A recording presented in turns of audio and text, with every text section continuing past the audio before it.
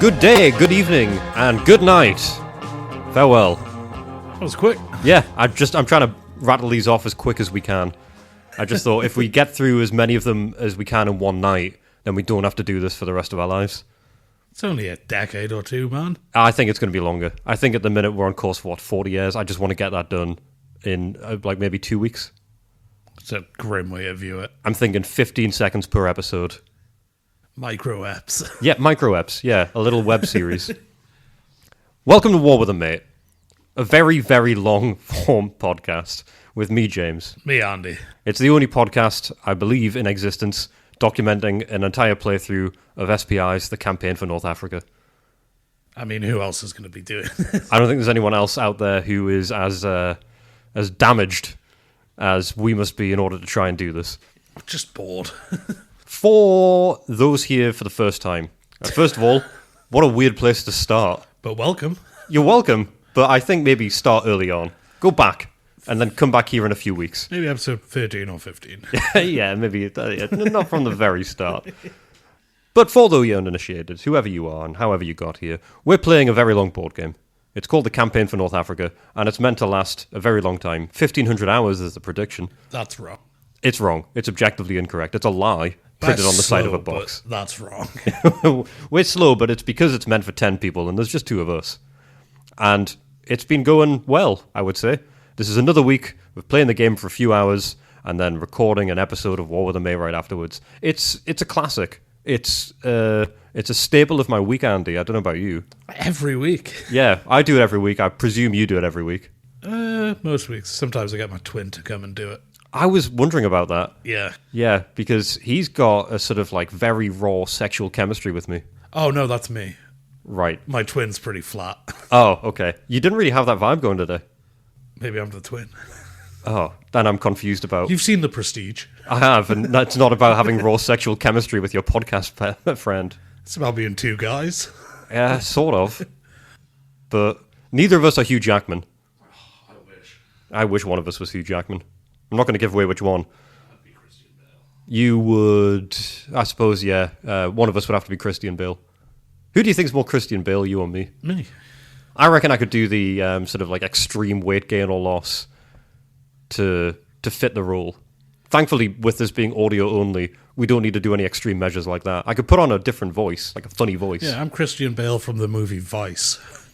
I'm Christian Bale from the Big Short, where he's really good with the numbers. So what did we do today? We played The Campaign for North Africa. Yes. We did more of Upstage 2 of Turn 2. We resolved the air bit. We did. We finally ticked off. However you want to put it. Doesn't really matter. It's over. We did the air stuff for Upstage 2 of Turn 2. Yes, you were bombing a road. I scrambled some planes to try and stop you. Just like that. We've got paid for audio effects, as you can tell. That was a professional voice actor. Matt Mercer's in the house, ladies and gentlemen. Woo. He does silly plane noises. We did. We finished that. That was good. I managed to bomb your road. Yes, I not before to shoot you put down up resistance. 3 fighters. You shot 3 down bombers. Sorry, shot down 3 bombers. Yes. Again, when you have a lot of bombers, it increases your TAC air score, which is sort of the bread and butter of air-to-air combat. So because I had 29 bombers, that shot up by 2.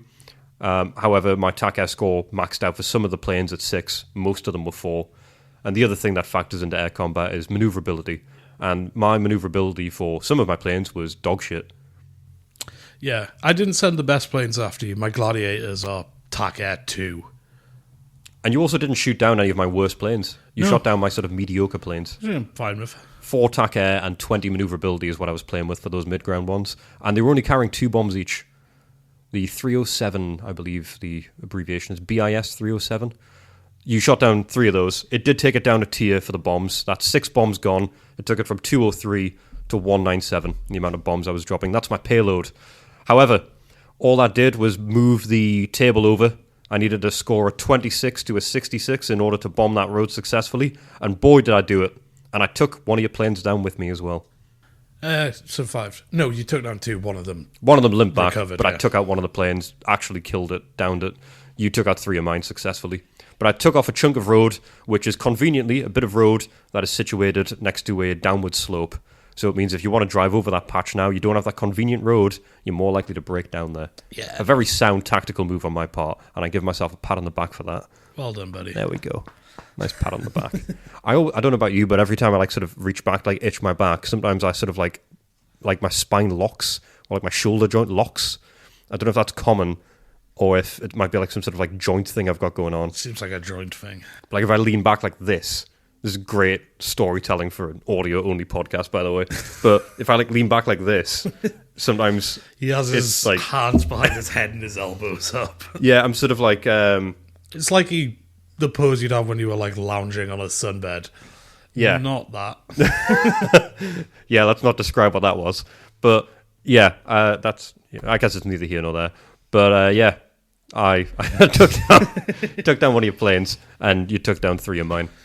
And that was the end of the air stuff, and then we moved on to my land movement and combat, and I panicked for about 45 minutes. You freaked out, and this is all a sort of a bed of your own making, because this is a pair of units that you sent off. For those who have been keeping up with Andy's affairs, Andy decided it would be a fun idea to nab some of my trucks. One of them was a fake out. You took some of my fake out trucks. Which isn't a you thing. You buffoon. Yes, it is a thing, because it happened. I had a fake out truck convoy and it worked. It baited you. It's actually paying dividends now, because these 2 groups that you sent over, who are they again? Remind me of their identity. King's Royal Rifle Company. Yeah. And the Royal Northumberland Fusiliers. That's them. The Royal Northumberland Fusiliers, they've been quite a thorn on my side from the start of the game, so I'm glad they're now getting their comeuppance out on my front. To the west. They've not got their comeuppance yet, but they are in... Yes, they have. They're in a bad way. Based on what you were doing today, yes, they have, because you spent ages leaning over the board. I popped to the toilet for a quick toilet break, and then I came back through, and you'd said you've definitively decided what you're doing with them, and that it's a risky play, and then you went to go move them, and I described the fact that this is surely just a suicide mission, and then you realised that I don't have 2 artillery units in the hex where you were going to put them.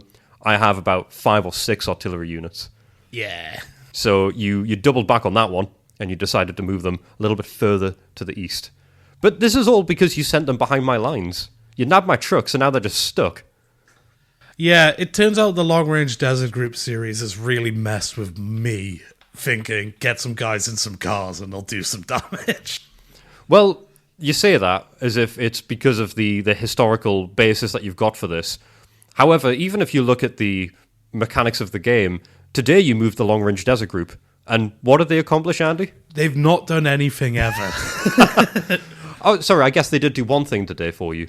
They identified if a supply dump was real or fake. Yes, they failed to blow up a supply dump, which fortunately was fake. They found that supply dump 18, which is about midway up Map C, is in fact a fake. It's a dummy. It's a pretendy. It's good to know. It's all fantasy. It's all make-believe. It's theatre of the mind. It's not a real supply dump. It's got nothing in it, apart from hopes and dreams, and I guess briefly the long-range desert group. And now they're back into the desert to do fuck all, I guess. I might just leave them bouncing around, having fun. Just send them off-map at this point. Send them to Tripoli to cause some, I guess, major disruption there, because they're not doing anything on the main game map. Yeah. I think I need the SAS to team up with them.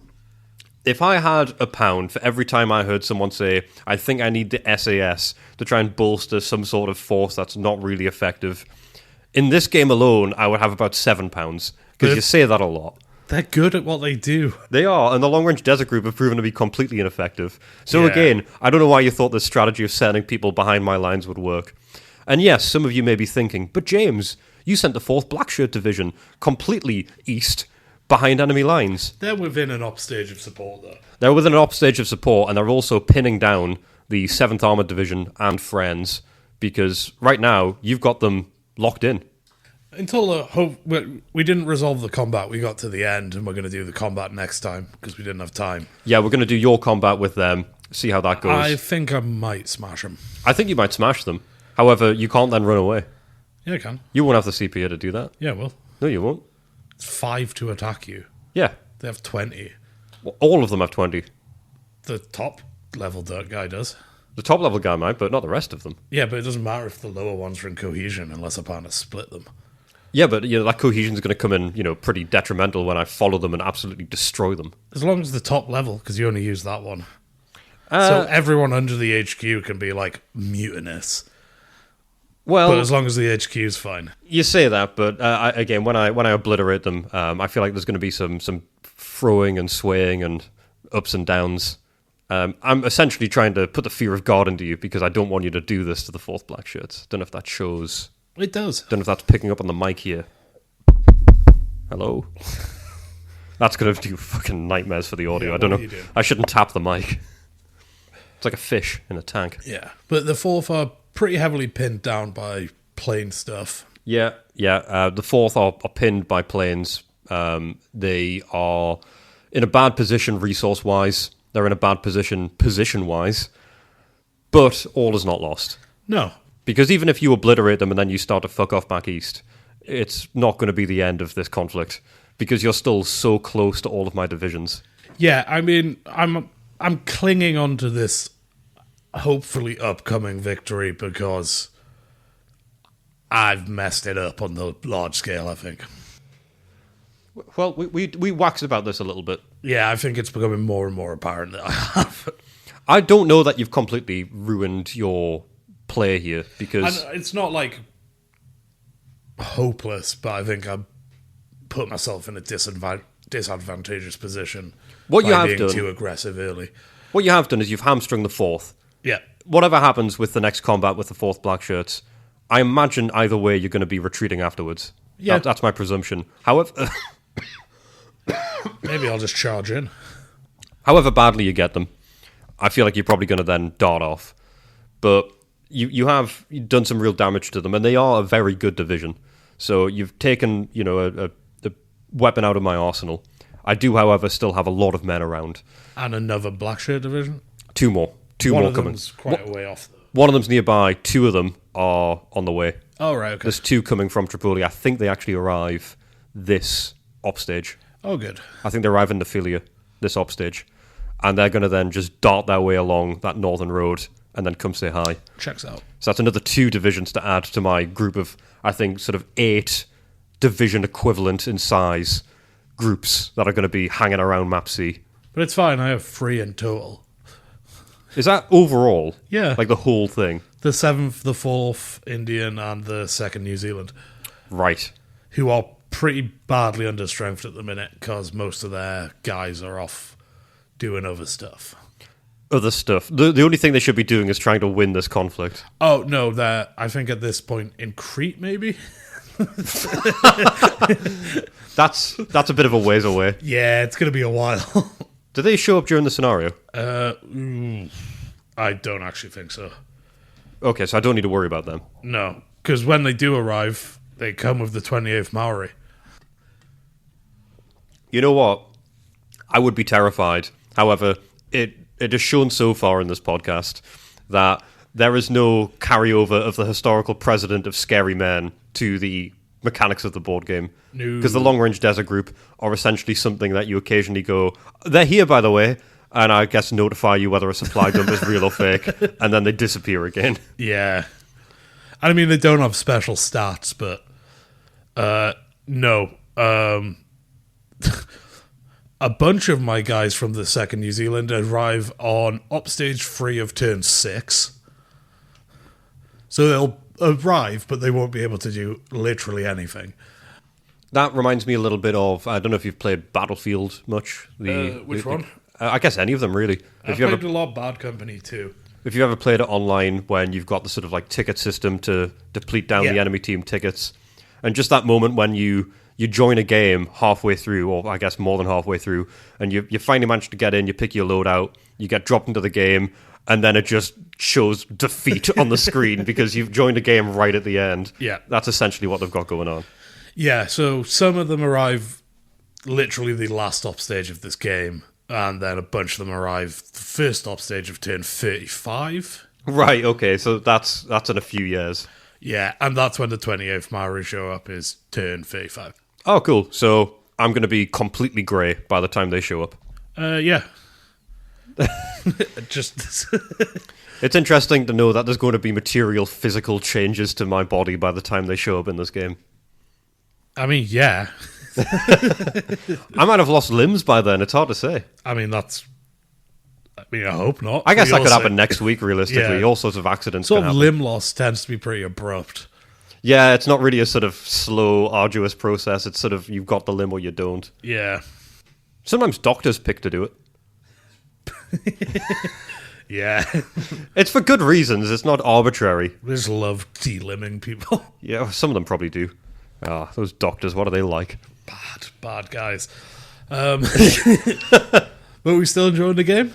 The game is still as entertaining as it has been for the last, I think, sort of 3-4 months. Yeah. It hit a good point where we're familiar with the game. It now is a game. It's not just this silly task we're doing. There's stuff in this that feels like we're playing a game.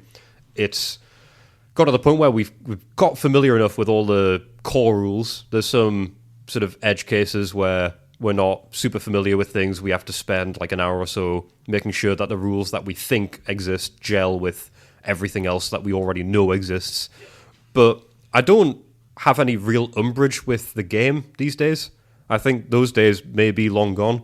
I've had a few blips. Or coming up. Well, yes, that's a good point. I genuinely don't know if we're going to have any more real explosive moments over the rules until the full playthrough. I don't think we'll have any like explosive or big frustrating moments in the scenario because it's still fresh. Yeah. I'm thinking like, well, let's use turn 35 as an example. I'll be excited when the 28th Mario show up, but I think that there's going to be a slog period in the middle of the full game. I think also it could be kind of bad if one of us has got the advantage for an extended period of time. Yeah, I And the feel other person feels a bit. Yeah, I feel like it might hit that sort of purgatory period where we might be stuck in a sort of limbo, not really having any massive changes, because I feel like we're going to be very cautious. Because we'll have all the stuff at our disposal that we have now, but I can see there being full turns where we hold back like 3/4 of what we can actually use. Whereas I feel like at the moment, if we've got it, we're using it. Yeah. If I've got planes that are fueled and refitted and full of ammo, I'm sending them out, bar like a few exceptions. But for the most part, if I've got it, I'm sending it out there and I'm using it. Whereas come the full game, there might be full turns, maybe multiple turns, where I'm going to hold stuff back until I've got everything in the right position, rather than just, oh, well, it's the air stage, I'm going to drop some bombs here. Well, you were saying you're kind of running. You got enough ammo for fighters to have them because they only use one. Yeah, But I've got a lot of bombs fighters. use a lot more. It depends on the plane, doesn't it? Yes, I've got a bunch of fighters at the moment that have ammunition, and as we found out towards the end of today, I've got a lot more that can strafe than I realised. Yes, because we realised. The labelling it system can is, do- would you believe it, flawed. Yeah. But if you can do close air combat patrol, which is basically all fighters, you can also strafe. Yeah, we need to double check that, because I don't know if that means you can have a cap, a close air patrol or combat air patrol against strafing, or if it means you can strafe. That's the only thing I can think of. Yeah, because it's D, which I feel like would mean defense, maybe. Maybe, yeah, we do need to confirm that, because also strafing is very strong. It's probably if you want to kill units, it's the best use of your ammo and planes. Yeah, the sort of cost per tow point removal is the most efficient of any kind of combat in the game. Yeah, but with the like going all out thing as well, we don't have the thing of like, oh, I've used all my stuff, I can't do anything for 100. It's 6 turns. So I don't think any supply issues are going to compound themselves too heavily. Yeah, because it's months of our time, but I'm less worried about the time aspect and more about the resource. Yeah. Ultimately, this, yes, will take months of our time, and if I, blow all of my resources next week, it's not a great idea. And yes, for months I will continue to play without having those resources, but I know that it's going to reset at the end of the scenario. It's not a decade. Yeah, I know at the end of this it changes. We can start again. I'll learn something from it, But when it comes to the full game, I don't know that I could live with myself knowing that I've ruined the next 10 years where I'm just going to be watching you win slowly but surely. It's such an abstract thing to try and visualize. It's sort of like seeing your own death. It's such a weird thing for a human to experience, knowing that there's this thing that's coming and inevitable, but you can't do anything about it. And I don't want to have that. I do not want to live with that. That's not something I can just go through each week knowing that's coming. So, yeah, the game is fun, but I guess existentially poignant. Yeah. I don't think that was maybe the original design. I think it was just meant to be a really complicated board game for the fun of it. Yeah, and to sort of poke fun at other complicated board games. And here we are. No experience as well. No. What arrogant people we are. I wouldn't say arrogant, I'd say deeply naive. That's probably... I think, yeah, it's the other end of the spectrum, isn't it? Yeah, it's not... It's confidence or arrogance because you don't know anything, not I know a lot, so I'm confident. Yeah, we've went in the wrong angle of this. Maybe if we were more arrogant, we wouldn't have done this. Yeah. But hey, it's for experienced wargamers and students of history, and by the time we finish it, we'll be qualified to actually play it. We'll be the sages. We'll be the people that people come to. Yeah. In our retirement home. Can't wait to tell the grandkids about this one. It's alright, they'll see me playing it. They won't need to ask about it. I wasted most of my 30s. Most of it's going to be all of my 30s and likely the majority of my 40s. Only a day a week. Like, I'm seeing out my 20s playing this game. I mean, yeah.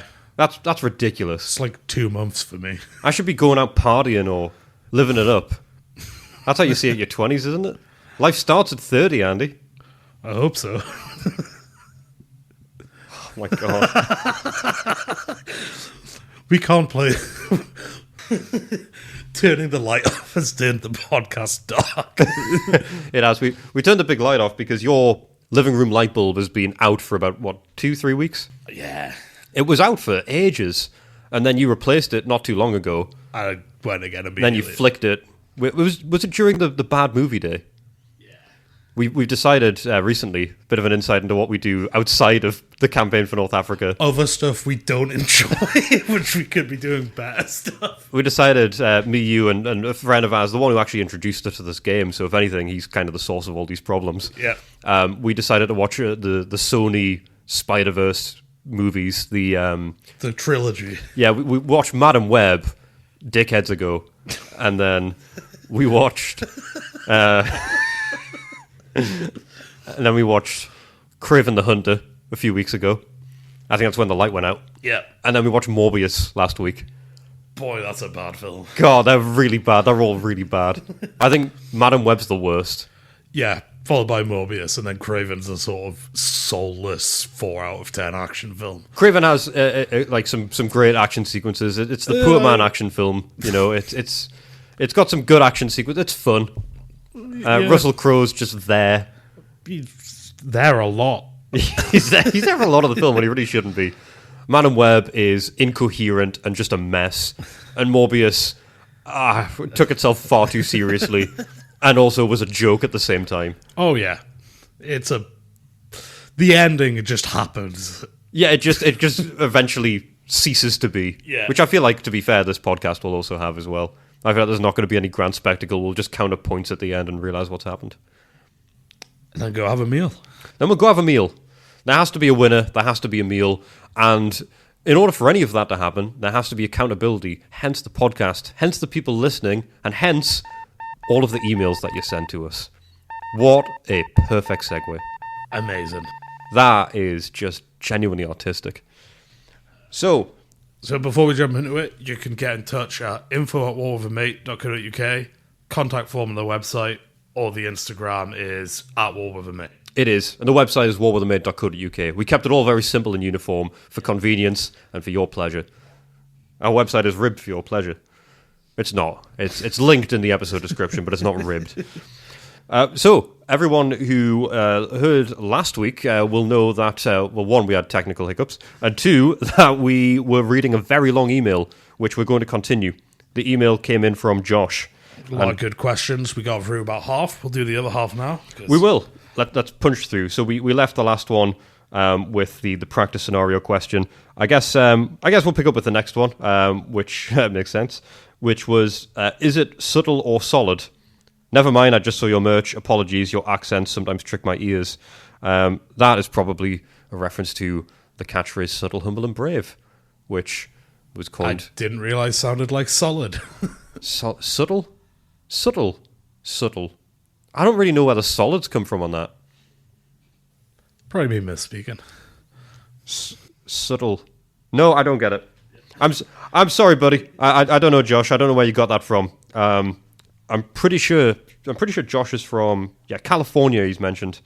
I don't know. Subtle.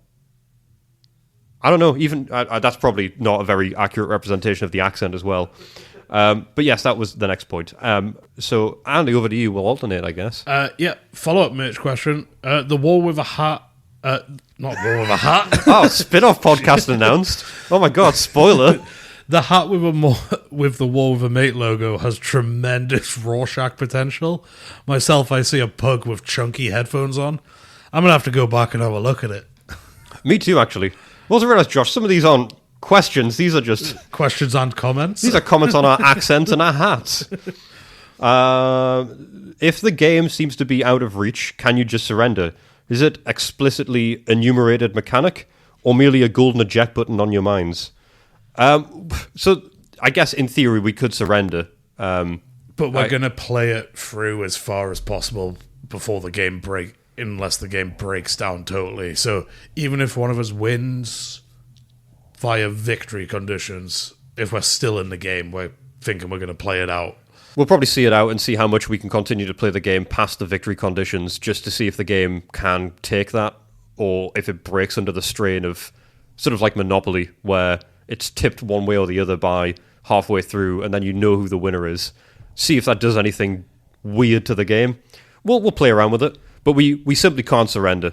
No. We've had this asked before, whether or not we would ever sort of surrender, and I don't think we can. I feel like it's a disingenuous thing to do, saying that we're going to play the whole game, and then if one of us starts to lose, they just quit.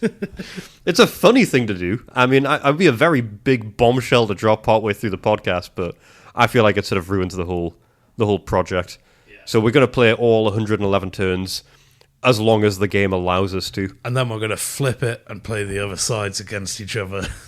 We're not. I don't know why you said that. I've been saying it. Well, I'll talk you around. You find someone else to do this with the second time round, man. Fuck that. Absolutely not. I'm not doing this again. That's mad. Are you worried about Stockholm Syndrome setting in? A sort of Jumanji-esque siren song luring you back in, or even making you like this game? So the luring you back in thing, I guess we've just touched on. Me, no. Andy, yes. Andy's already fallen for the siren song of the campaign for North Africa. I think we're a little Stockholm Syndromed already. I don't know if it's that. I guess that's the issue with Stockholm Syndrome. Or it's not that bad. It's really long and complicated, but, you know, we're talking we're 10 months in since we got the game now. So since we started playing the game. So I don't know, maybe... Because I do like parts of this game. I'll say that fairly unashamedly. Oh, yeah. Some of the mechanics are fun. The tactical decisions that could be made. I think the fact that we've gotten to the groove of this now, it is actually just enjoyable. Yeah. I don't hate the game. No. Hate the player, not the game.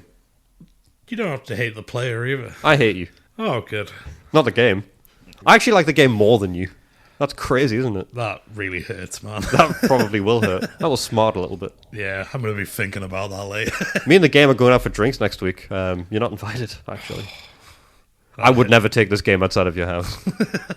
I mean, it would be insane. I'm terrified of this game getting anywhere near danger. Same for you, though. I would never let you get in danger, Andy. Oh, thanks, buddy. As long as I can. Although there was a funny moment of danger a few weeks ago when we were here at yours and some guy just walked into your home. That was fun. Oh, yeah. Because That's an increasing thing. It's not going to make it into a common ground because there's no common ground there, but why do people not understand how door numbers work? Because we were just sat here hanging around at yours, and then we just hear the door go, and there's just someone in your fucking home. He just walked in. Yeah, and then when it was like, what? And he was like, I'm looking for another. He's like, set a door number that's like a few doors down, and it's like, then go to that house. Don't round up when it comes to door numbers. Don't just think, well, I've seen that I'm on this is the odd numbered side of the street, and I guess this is close. I've seen a few numbers down that are similar. I'll just guess. It's easy, buddy. They go up in twos. Yeah. So you just keep on going that way and you'll find it. Scary stuff. Yeah, next question. Yeah. Part of the illustrating absurdity of this game is fuel can thickness. Is this an actual game mechanic, or has the internet lied to me? My memory is that the British had a metal shortage, thus their fuel cans for cars evaporated quicker due to relative thinness. I guess I know half the answer to this. It is... basically, it's not... Until I think about halfway through the game, I evaporate 3% more fuel and water than you do. You lose 9, I lose 6. Yeah. I believe that's it. And then eventually I come down to 6, I think, because I basically nick your jerry cans. You use jerry cans, but I didn't know it was due to the thinness or thickness of the can, but that makes sense. I didn't know if it was like the closure mechanism of the container or something like that, but I guess, the thickness would play a big part in that, like the insulation of it, maybe. I genuinely don't know enough about fuel evaporation and how that occurs in real life to know how that occurred, but you are absolutely right in that it does play into the game. I just don't know what the real world translation is. So the internet hasn't lied to you. That's good. Sometimes the internet tells the truth. Once in a while. Once in a blue moon. Yeah. But for the most part, doubt everything you read online. Are there any mechanics you think are missing? No. Camels? Right, okay, but that's self-perpetuating. That's the mechanic that the game created. Yeah. The camels are mentioned. The idea that we can move dead camels in cargo holds and in planes, but that's something the game decided to mention anyway. Yeah. Richard Berg put that in there as an Easter egg to really torment us, and we still have no clarity on that. There is... I don't know how it would be included, but I'd like to see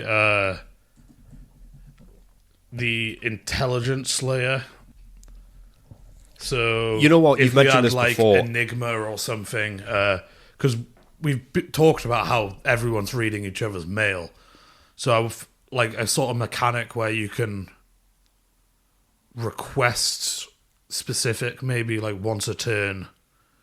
Yes. Like how many people are in this division or something. Like a scouting mission, because you did the Enigma segment quite a while ago now, and we had a great email on the back of that where someone asked if there was any sort of rules around the Enigma project in the game itself, and you talked about that afterwards, I think, while we were playing the game, about how this would be a cool idea, and I really liked it. Yeah. The idea of, like you say, sort of like a scout mission, or like the same mechanics that the scout missions perform in the game, which we've not actually done yet. Yeah.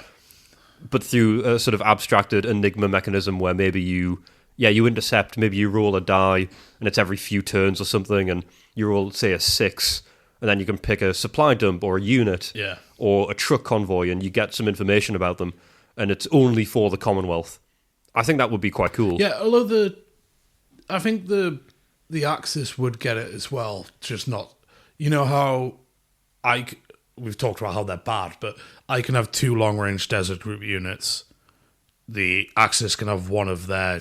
I think Desert Commandos, which are basically the same thing. Yeah, similar. In the game, I think they're functionally the same, yeah. Yeah, so like maybe both sides get it, but one side gets more, maybe.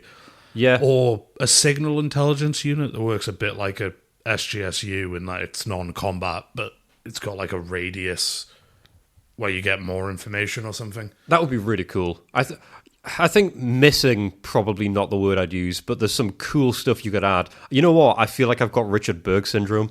Yeah, well, the thing is, Richard Berg would have done that. Well, he was trying to implement stuff about the... baking bread in Italian bakeries affecting... Yeah, like... the guy was going to simulate not just the North African campaign, but global economy during World War II to then influence sections of the game. But did this come out in 71? 79. 79. Because Enigma was started to be declassified in 70s. Oh, of maybe course, because it was still implemented in, I think it was actually Africa still. Oh, yeah, they Portions of sold a Africa. bunch of Enigma machines to third world countries, saying Yeah. they were unbreakable.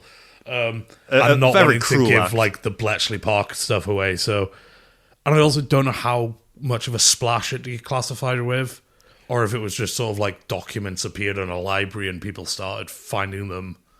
But I reckon he would have included it if it had been more available to him. Because I guess it's not like nowadays where you hear something every other day about something being declassified. Not everything, but something being declassified. And when it is, it's usually the case that there's like a big sort of news hoo-ha about it. And it's like, this has been declassified. This is where you can find it. But back then, you don't really have that. Yeah, in the there's no- 70s, 80s, 90s, 2000s even, you don't have that big thing of, well, this is where you can find this information. Here's a PDF that you can download.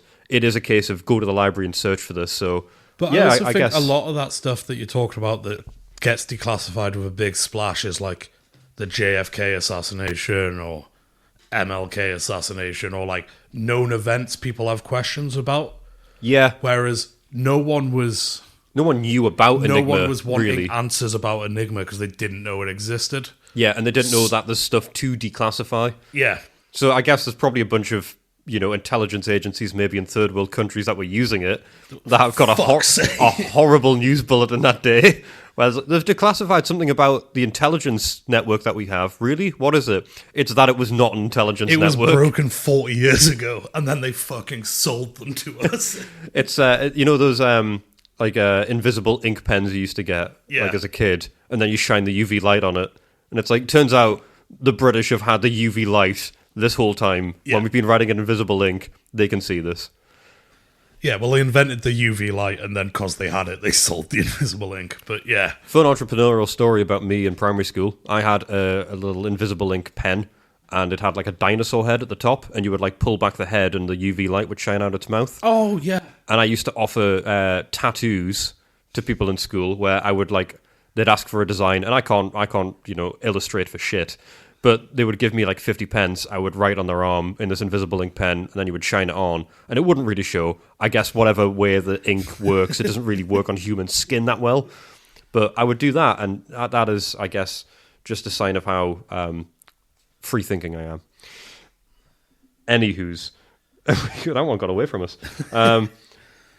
So yeah, next one. more of an end game question. But there any mechanics worth changing and fixing? E.g., bullshit base 66 dice, either to improve gameplay or a surge sanity. Yeah. That's one I think almost come back to, because I guess we don't know yet. I would, at this point, say a percentile D100 Yes, would make more sense to me, but I think we play the game and then see what's broken at this point, but things work fairly well. I guess as well as that, it's such a small thing. I say small. It's so granular to be able to determine the difference between a percentile like D100 roll and a sort of 66 system, because I don't know how we'd measure the difference in that. There will be a mathematical difference in it in terms of probability, depending on how you scale things. I just don't know if we were to play this game back to back and somehow have complete lucid memory of the entire experience from start to finish through both playthroughs. I don't even know even then that we would see the difference particularly. No, I think it would just be easier. It's all just luck based. So I suppose, yeah, it would be more convenient. The tables would make a lot more sense. It'd look a lot prettier. But some of them would actually break, because some of them you have to add the die rolls together from the 6 and the 6. Yeah. So I suppose, in terms of stuff to fix, the only thing I have seen, and I can't remember if it was an email to us or if it was a post on Reddit or something, but somebody had mentioned the strafing mechanic being overpowered. Yes, and I think as we've realised how available it is, we might get a sense of that over the next few turns, because, the fact you're strafing, it was from an email from Matthew, who's sent in a few rules things for us. He points out, like, a plane shouldn't kill 100 guys or 300 guys on one, like, strafing run. Yeah, it is. Yeah, I guess if you translate it to the real-life losses, it's incredibly overpowered. Yeah. However, in the mechanics of the game, it doesn't seem to be super game-breaking. However, this is still formative stages, and we've only started strafing, really, the last 3 op stages. Yeah. So that might come to light. However, at the moment, nothing I think we need to fix or even have the audacity to think we can fix. But that might become apparent in time. We'll be keeping an eye on that, because that could be interesting to see come the end. We've got the next, which is, what is the most tactically brilliant move so far? And why is it having Andy keep the board in his home, eliminating travel time for the next decade? That is probably it, because I'm going to be worn down, because I have to come from, if it's a weekday, usually work, I have to come from to get here to yours. Or, I mean, God, if it's a weekend, then I need to, make a real commute. I need to hop on a train to get here. Yeah. So, I don't know, man. I think that's a very good point. If it's real tactician moves, then it's that. It's wearing me down outside of the game. So that's a clever move. However, I would say in terms of the game itself so far, that's a really tough one. Yeah. I think because we haven't seen them play out. Because things are taking time to resolve, like, you sending the 4th black shirts forwards to pin the 7th might end up being a great move. Doesn't feel it at the moment. Or me being aggressive with the 7th might end up being like, I should have pulled them back. Or is this working because it's, like, disrupting formations and stuff? So I think we need to see, I think one of them, how stuff plays out, maybe. One of them that comes to mind is the 7th taking out the Fort Madalena SGSUs. Yeah. I think that was a very good move. Disrupting my supply line. I know with the trucks, you got a dummy convoy when you nabbed them, but I think that was still a very good move, disrupting my supply line like that. So I think those two really stand out for me when you've done that.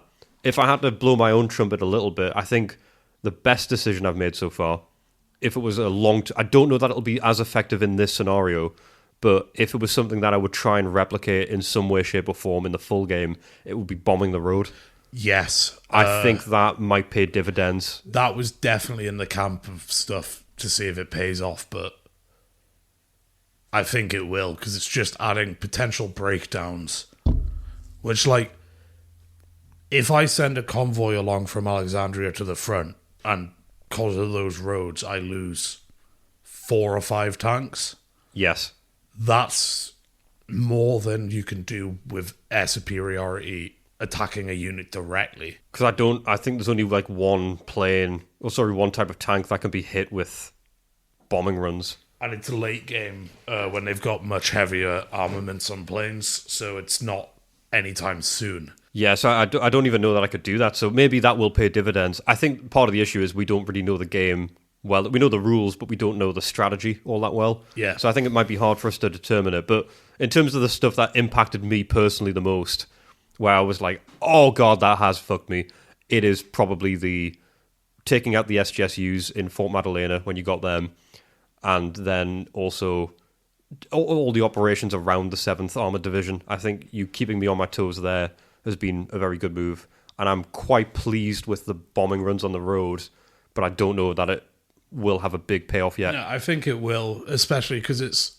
bombing one bit of road, not that important. Bombing 3 bits of road, like, because of the way breakdowns work, each road destroyed is like exponentially more effective. Yes, because the breakdown value really stacks. Breakdowns accumulate and the percentages work. And I think it's more strategic than tactical, but I think a lot of what's going to win one or the other of us the game is, like, how do I structure my convoys in terms of, like, percentages of fuel versus water versus stores versus ammo. Yes. A lot of the, like, game-winning brilliant moves, I think, are going to happen on spreadsheets. I think so, yeah. So it'll be interesting to see how it manifests, but at the moment, I think we might be able to green to know for sure. But a very good question, very thought-provoking question. Yeah. We've got two more questions. Yeah. Would the existence of a completed playthrough of the game affect your journey? I don't think so at this point. I think when we started, it might have, but I think we're in it now. We're doing, even if someone else does it, Godspeed, but it'll be their version and we'll be doing ours. So I don't think it would affect it.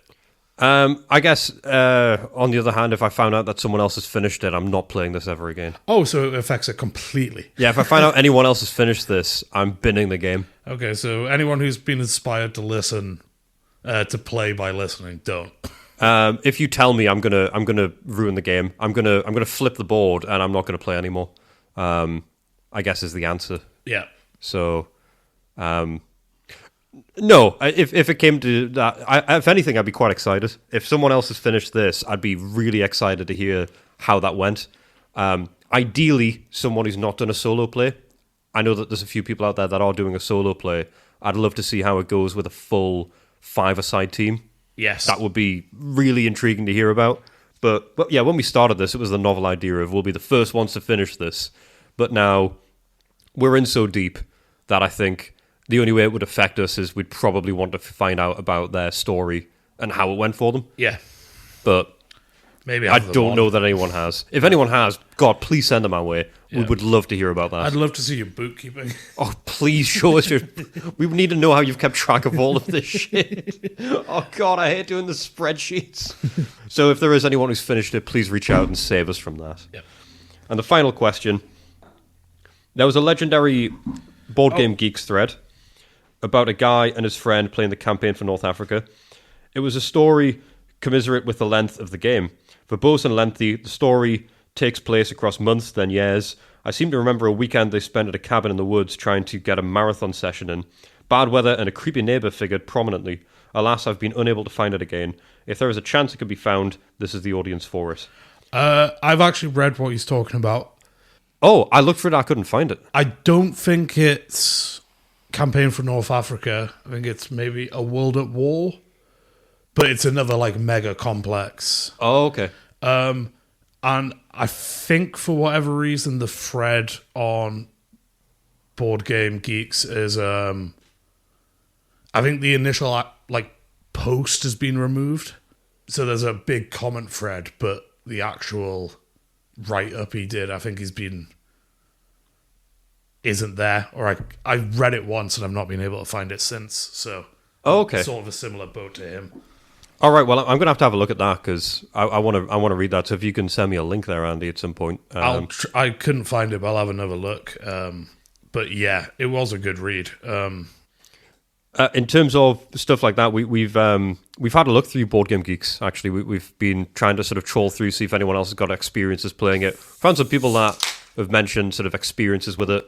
We've got some fun anecdotes actually, which we might be able to get into at some point that people have shared, which is awesome. But you do sign it off, Josh, with enjoying the podcast, rooting hard for you two to complete the journey, endeavour to cherish each other unequivocally, Joshua in California.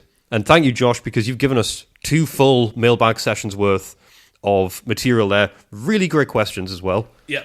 If anyone else has any other questions, I mean, Josh went above and beyond with that there. Some awesome stuff. But you can realistically send anything. It doesn't even need to be very well thought out. We'll probably read the damn thing. I mean, we spent like a month talking about Heathcliff. So yeah, so whatever it is that you send over, we'll enjoy it. But any questions about the game, anything around the game, any curiosities you have around how we navigate this, or just anything at all, fire it on over. Our email, our Instagram, our website. Best way to get through to us. In fact, the only way to get through to us. So that's how you do it. But it's great. It's great hearing from people, and it's great taking a look at other perspectives of the game, the history. The history. Should we do some history? I was hoping I kind of hypnotize you into doing the history segment. Oh, and by that. Oh, horrible sound effect. So, some history, eh? ABC. ABC. Mr. Cunningham. Yes. Admiral Cunningham. Well, I guess not quite yet. Not quite yet, but he's getting there. He's on the road. Starting quote. The captain glared at me and said, "Your conduct, boy, has been most reprehensible. In what manner was never disclosed." Meatface hasn't been reprehensible. He's been a stand-up guy up until now, at least. Well, we'll see. He's a bit of a bad boy in this week's episode. Oh, he's been a bit of a rebel. Some ways, yeah. So he's headed back after his time in Africa, fighting the Boer War as a 17-year-old. Yeah, most 17-year-olds don't do that. No. I guess back then maybe more so. Yeah. So he's back and he's assigned to HMS Hannibal, which is a destroyer in the Channel Squadron. It's also a very cool name for a ship. Yeah, and one of history's greatest generals.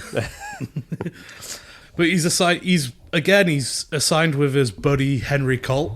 Ah, yes, I know Colt. They're still together. And Lieutenant Dix, the navigator / instructor who gave them their money back, he's there. Oh, yeah, the whole gang's back together. Oh, yeah. So he boards on his 18th birthday, 17th of January, 1901. God, that's a while ago. Yeah. Shortly after he joins, Queen Victoria dies, and his ships are part of the procession when her body's moved around and the sort of funeral stuff. Oh, okay.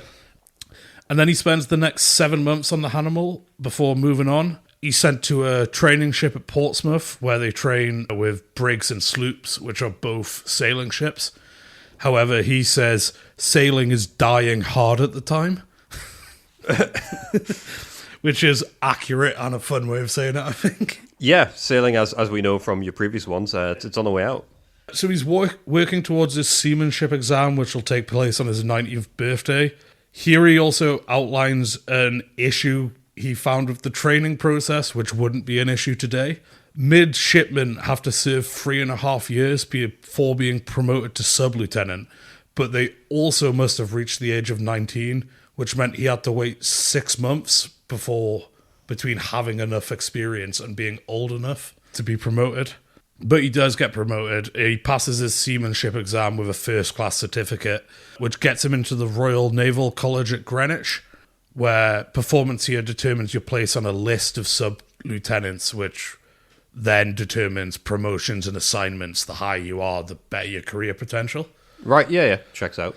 When he gets there, he realizes he's behind. He didn't have a proper naval instructor. Dix was a navigator who was also teaching them, but not a dedicated instructor. And also, he spent 7 months not on his ships fighting the Boer War. So that's put him behind like people who have just spent 3.5 years like learning hardcore. Oh, right, yeah. Despite this, he's just near London and he describes himself as not working hard. Distracted by the joys of London for a 19-year-old. Yeah, fair enough. But he does manage to get a star, which basically means he stays in the course. He doesn't get kicked out. I was hardly surprised when I finished the navigation course, although it included also such other subjects as mathematics, statistics, hydrostatics, physics, magnetism and electricity, marine surveying, the steam engine, and French. He gets a second-class certificate in this. And then he's also bitterly disappointed when he gets a second class for pilotage, which is a subject he has a lot of interest in, and he thought Dix had given him a really good basis in. And he had, as his career will go on to prove, but gets a second class here, not a first. I love the idea of studying magnetism. Yeah. I've been shocked by the curriculum. It's wild. It's because like everything you've described, it's so vast. Like the breadth of knowledge that they're getting into. And bearing in mind that the guy he's a sailor. Yeah. And magnetism is on the curriculum. Yeah. Like I get, that ties into parts of navigation, and engineering. But back then, 1901, like that seems like a very niche subject, a very niche area of study. I think there was a switch that happened at some point. I'm not sure when, but when education was only for the upper classes, but it was about like enrichment, not getting a job. And then over time it's become about preparing you for work rather than personal development as much. Yeah, well, and it feels like the education level almost dropped off as it became more widely available. The stuff I always hear is that it was around the Industrial Revolution is where it really geared towards getting a job. So I guess we're still kind of around that cusp. We're still along that bell curve at the moment in this part of history. Yeah, and here's another issue he has at the time. All survivors of the midshipmen of the Doris who had been to the front in South Africa were noted for early promotion. His name was the only name omitted from the list, although he'd served longer ashore than any of them. Thinking it had been a mistake, his father wrote to the Admiralty only to receive a chilly reply to the effect that Captain Bearcroft hadn't recommended him. Facing the lordships with Bearcroft's certificate of glowing recommendation made no difference. It's always been a mystery to him, but he does suspect his relationship with Lord Roberts sort of soured the situation. For him, yeah.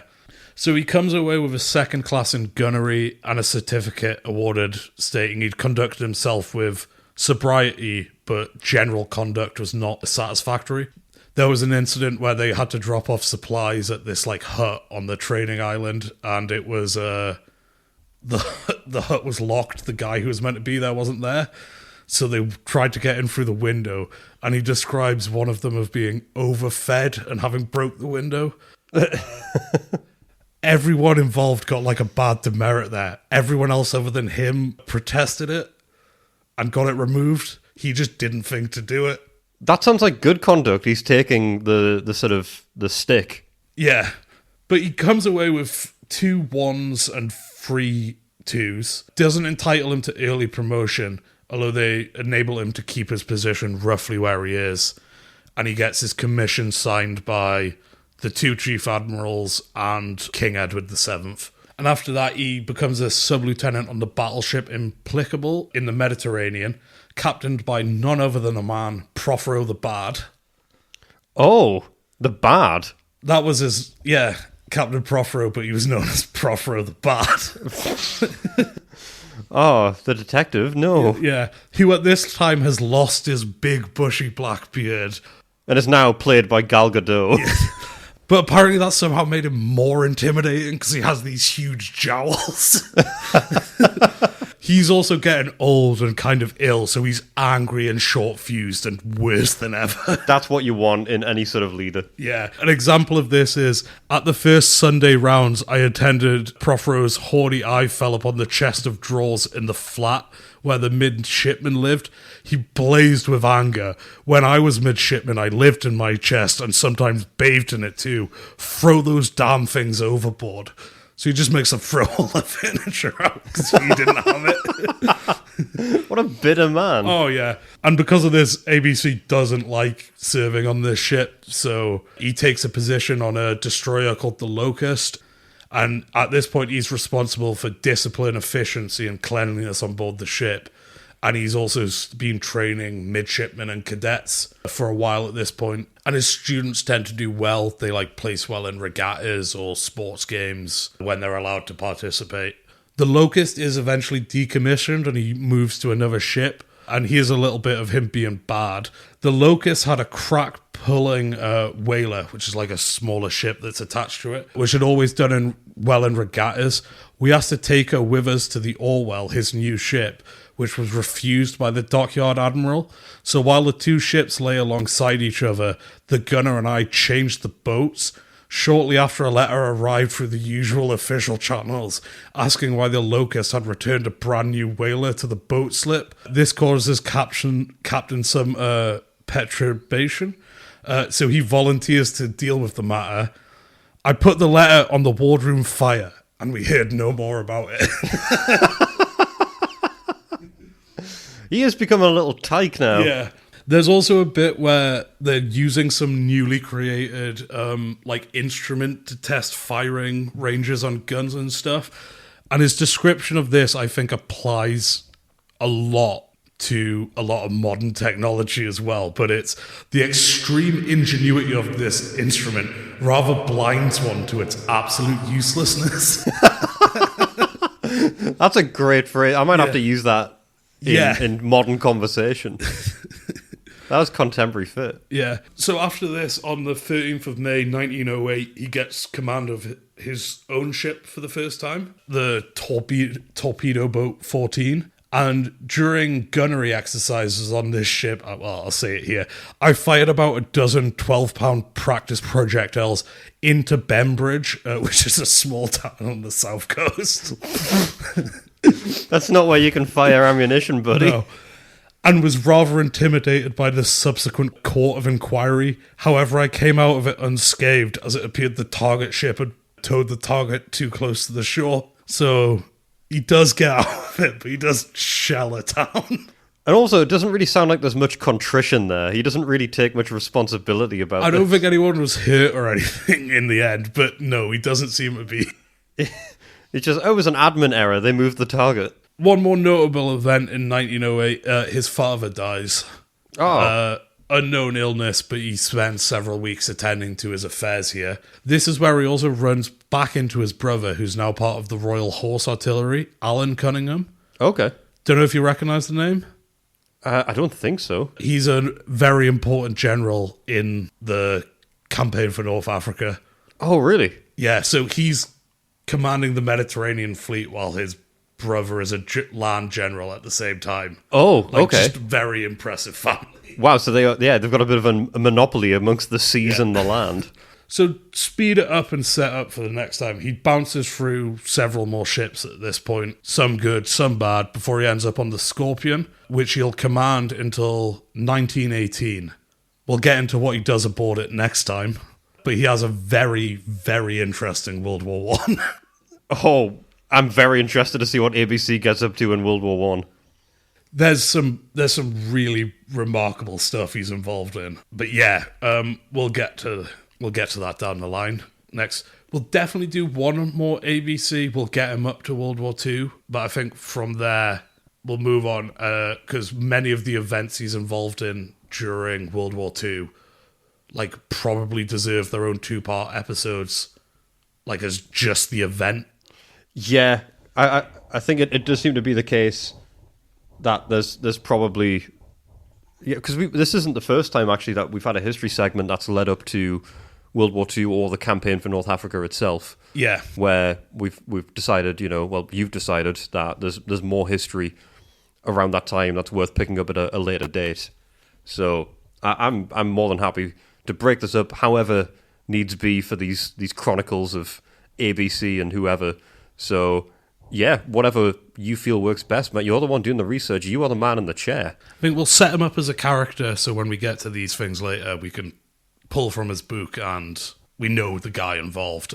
But yeah, 1 or 2 more ABC episodes, and then we'll... I've got this thing now where for each of these history segments, I get so attached to these characters. It's like a little bedtime story. Like I'll just be sat here partway through the episode, and I'm like, all right, we've got the mail segment done. It's time to listen to ABC, or let's hear what happened with Enigma, or what did the 20th Maori get up to? Who did they bayonet this time? And then it comes to the last segment, and I'm like, I like these guys though. Like, this is my weekly routine. I'm gonna have to say goodbye to them again. I'm learning a lot, and it's all interesting stuff, and it's all very, very well delivered. You should be very proud of this history segment, Andy, because it's good research. And it's very well put together. So I have said previously that there's a friend of mine, a friend of the podcast, who has explained that you sound like a very charismatic history teacher. I'll take it. It's a good... Very happy with that. That's a compliment. That's a compliment. Yeah. One of my history teachers at school was probably my favourite teacher. My history teachers weren't really my favourites. Yeah, fair. Looking back, it was actually a business studies teacher who was one of my favourites. Yeah. To reminisce of the days of yesteryear. This is just a distraction, though, Andy. I know what you're doing. You're trying to lure me into a false sense of security. You want me to be your friend. You want me to think that what you're doing is just objectively good. That you're a kind man. That you're a good man. I've seen you behind my lines. You took my trucks. Then you try to move further in. The only reason that you didn't is because I've got artillery there, and it's motorized. Yeah. You're going to be blowing up the 4th Black Shirts next week. So, Indeed. how are we going to fix this animosity that's being built? Well, I've invented a new type of democracy. And now for something nicer. A little oasis in the war. It's time for some common ground. I'm trying the intro for common ground. I'm recording it. Maybe.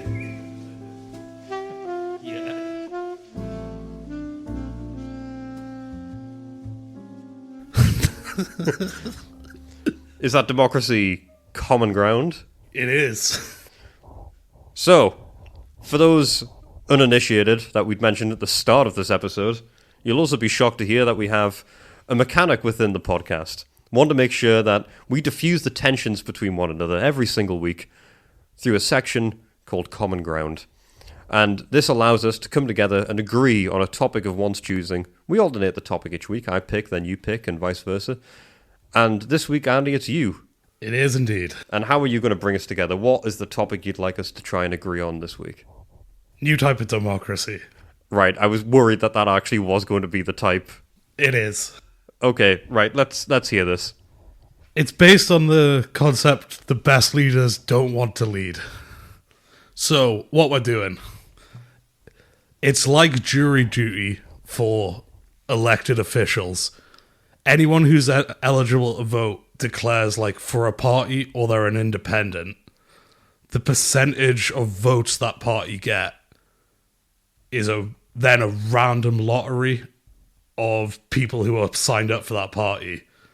If you don't vote or you spoil your ballot, you voted independent, which anyone independent who hasn't signed up for a party goes into a raffle and you just pick the MPs at random along the same like percentages that have been voted for.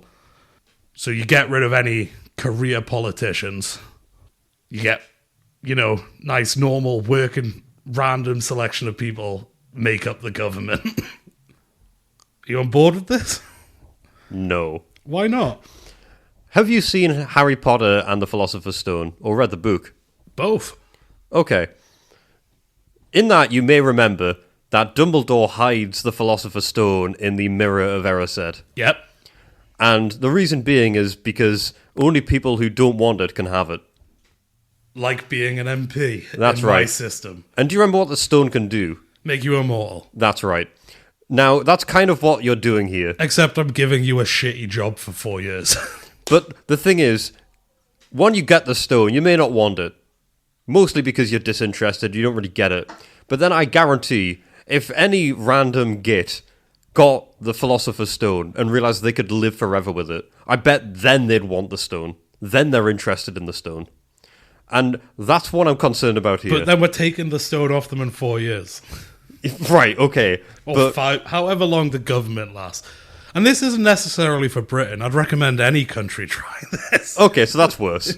Because I guarantee, to an extent, some countries have done this. I don't think they have. I just don't think it's through any sort of democratic process or... to be fair, what you're describing, by the way, isn't really democracy. It is, because your votes determine the blocks of how much each party's represented. Well, I guess, first of all, my point is that voting patterns will change dramatically based on this. Yes. Probably not in a good way, in a very unpredictable way. I think this is a bin fire. I think we throw a wrench in the works. Things have been working predictably and badly. Andy, if what you're trying to do is throw a wrench in the works, you've succeeded in your mission. Are you aware of the Peter principle? I don't know what that is. It's where you rise to your level of incompetence. Oh, yes, sorry, I do know what the And they principle think is. the way around it is actually if you promoted people at random, you might end up with better results because people don't settle at their level of incompetence. You might, yeah. I'm doing that to the government. No, and I know that the government is flawed in most countries, if not all. I know that there are huge political failings across the board globally. I know that there are better ways to do things. I don't know that this is it. We won't know until we try. This is possibly your most ambitious common ground yet, because you're talking about the complete reshaping of global politics. We'll just give it a go. Right, that's what I'm concerned about. Because you give this a go, and yeah, you're looking at like 4 or 5 years of one person in who's some random guy, just some complete stranger. Yep. To the political environment. Well, that's good. That's bad. But do you want to hear some pros? I'm going to need to hear some pros, or this is not going to be a successful common ground. If you want educated, good leaders, you just have to educate everyone to a high level. It'll help education. Okay, that is ideologically completely fine. I agree with that on a conceptual level. Yep. Completely. Another pro? People better be on their best behavior, because at any time they could become elected officials who face a lot of scrutiny. I again, in the principle, I agree with that. I don't know that will carry over, because I think the system will adapt around that and create some sort of immunity for these people who will become, and I'm going to bring this up now, political puppets, because that is what will happen. Well, I do have some cons, I'm willing to admit. Sorry, you've given me 2 pros. I've shot one of them down, and I also only agree with the other one in concept. Let's hear the cons.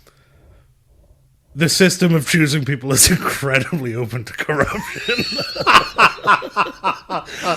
And the other con is that it's basically chaos. It's meant to be democracy, and you open up with it's incredibly corrupt, and that it's chaos. Right, okay, so great. How do we get some common ground here? Well, Andy, you have a new type of democracy. I've got a new solution for common ground. Okay. Because you know what we haven't done before? What? We haven't come together on the side of not agreeing with the common ground. Maybe sometimes it's fine to just accept that an idea was bad. Maybe we can both agree to scrap the common ground idea. This one in particular. Can I admit something? Yes. I wrote this on Sunday when I was pretty drunk, and it's making a lot less sense to me now.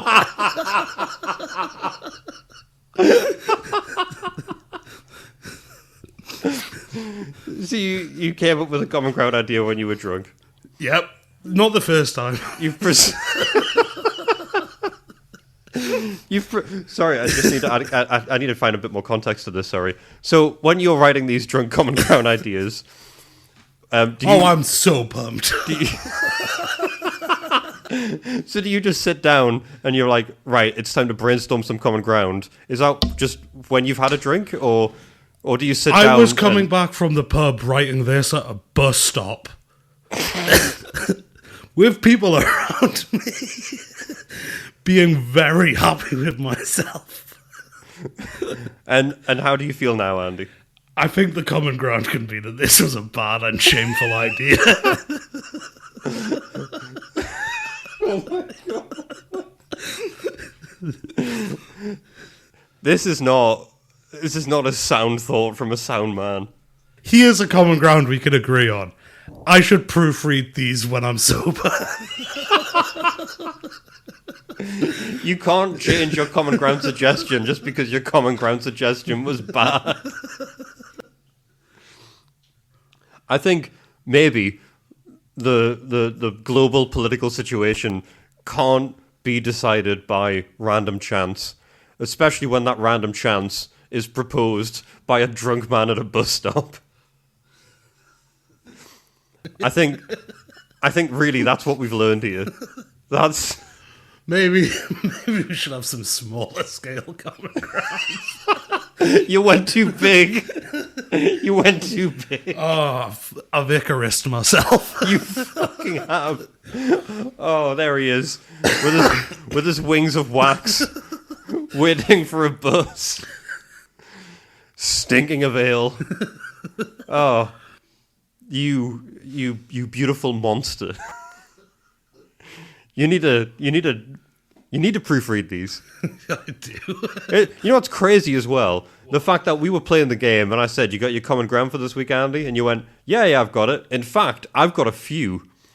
Now I'm worried. Yeah. How many did you write at this bus stop? Right, so it's not one. Because if it was one, you would say it's just this one, James. There's one other. There's two. There's two more. From that bus stop journey. Yeah. Which one was written first? This. Right. So the delirium of being drunk and tired will have set in even more so. On the others? Yes. Yeah, we'll get to them in 2 and 4 weeks. Proofread these. I will. I'll polish them up. What I will say is it's an entertaining idea, Andy, but it's not one I can, in good conscience, agree with. And I can agree with that. If that ain't common ground, I don't know what is. Sometimes the best change is no change at all. What an inspiring message to end on. I think we've learned a lot today, Andy. We have. I think we've learned that sending your men that far west was a bad idea. Yep. I think we've learned that when it comes to playing the game, it's not really affected by anyone else finishing it. If anything, that's an inspiring thing, and there are positives to be learned from that. Indeed. And when it comes to common ground, maybe find a different environment to think these up in. Because I don't know what inspired that to happen, but now I'm worried that all of them that you've written for the next 2 weeks are some sort of political, opportunistic vendetta against peace. They're not political. This one was. Yeah, this one was. Well, I think we've done ourselves justice here. I think we I don't know about that. we agreed to put that one to bed. I think that's fine. I think we can say our farewells. It's been another good week. We're happy to have you listening, and we'd be even more happy to have you fire something over to us that we can have a little read of, discuss it perhaps, maybe panic over. It depends how confusing it is. But you can get in touch with us at info@warwithemate.co.uk, our Instagram, warwithemate, our website, warwithemate.co.uk. And from me, James. Oh, and me, Andy. That's stay what I was so waiting for. humble and brave. Oh my god. You was waiting for some random assignment of what to say. I thought you were going to do your own thing. I guess my own thing is vote normally and don't assign power to people at random. That's insane. Yeah. Yes, it is. I agree. Well, let's just get you on out of there into the deserts of your mind. You guys have a good night's sleep, and we'll hear you next time. Thanks for listening. Farewell.